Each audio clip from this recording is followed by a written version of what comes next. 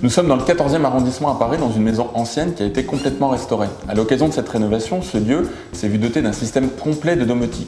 On vous invite tout de suite à une visite guidée en images. Dans la maison A, je peux écouter dans toutes les pièces la même musique, mettre en marche le café du matin depuis mon lit, regarder la télé dans le miroir en me brossant les dents, fermer les volets du dernier étage quand je suis au sous-sol, ouvrir la porte d'entrée depuis la douche, et en plus être reconnu à mon arrivée grâce à mes empreintes. On retrouve tout de suite Eric Jussman, qui est le directeur de la revue Architecture à Vivre, qui va nous expliquer quel est le projet qui a présidé à la naissance de cette maison A. Toute la maison a été conçue avec les futurs habitants, et c'est vrai que la technologie est vraiment au service d'utilisateurs réels, et c'est ce qui fait aussi l'originalité de ce projet. Peu de tape à l'œil donc, les nouvelles technologies sont avant tout fonctionnelles, soucieuses d'économie d'énergie et discrètes ou presque. Dans cette maison, on trouve des écrans et des boîtiers de contrôle un petit peu partout et jusque dans la cuisine. D'ailleurs, nous y voici dans la cuisine. Alors ici on est dans un écran tactile, on peut bien sûr aller sur internet, faire ses courses en ligne ou regarder des recettes de cuisine. On peut aussi évidemment regarder un DVD, regarder la fin des informations. Un autre panneau dans l'entrée qui permet d'avoir des informations plus générales sur la température extérieure et intérieure et qui permet d'utiliser quelques fonctions intéressantes. Et au lieu de se laisser des post-it, les habitants de la maison peuvent se laisser des petits messages comme celui-ci. Depuis son bureau ou en vacances, on peut aussi commander ces différentes fonctions via Internet ou surveiller le sommeil de bébé grâce à des caméras reliées. Nous voici au sous-sol, c'est ici que se trouve le bureau, mais surtout la salle multimédia qui est aussi le centre nerveux de la maison. Et oui, comment ça marche tout ça ?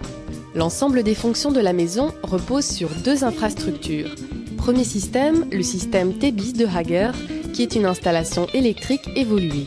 Il permet d'alimenter en électricité les différents équipements de la maison, mais il peut en plus combiner et automatiser les différentes fonctions en reliant par radio ou via un câble téléphonique tous les émetteurs d'ordre.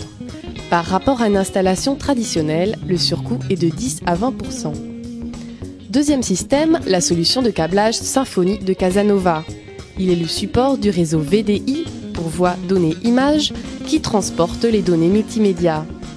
C'est grâce aux prises RJ45, ici au milieu, que l'on fait passer les différents flux tels qu'Internet, téléphonie ou vidéo. Une trentaine de prises sont installées dans toutes les pièces de la maison. Ce qui fait qu'un coin de loisir peut demain devenir un coin de travail sans aucune modification électrique. Il y a beaucoup d'idées qui ne sont pas forcément spécialement coûteuses, il suffit simplement d'en avoir avant tout l'envie. Les utilisateurs pilotent ensuite facilement les deux systèmes TEBIS et Symfony grâce à un ordinateur de type Media Center sur lequel a été installée l'interface logicielle Cerber de Scitech, véritable superviseur de l'ensemble des fonctionnalités. C'est une maison du temps présent qui représente malgré tout les tendances des 10 prochaines années. Est-ce que c'est cher ? Pas forcément, surtout si l'on construit un logement neuf. La rénovation de la maison A coûté 400 000 €, dont 50 000 d'installation électrique, mais chacun peut aussi adapter la domotique à proportion de ses besoins. Bref, je me dis qu'avant, avoir une maison de 220 mètres carrés n'était pas tous les jours facile, alors que cette maison me donne envie de déménager de mon studio. Voilà, la visite de la maison apprend fin. J'espère qu'elle vous aura donné une bonne idée de ce qui pourrait se trouver chez vous dans quelques mois ou dans quelques années.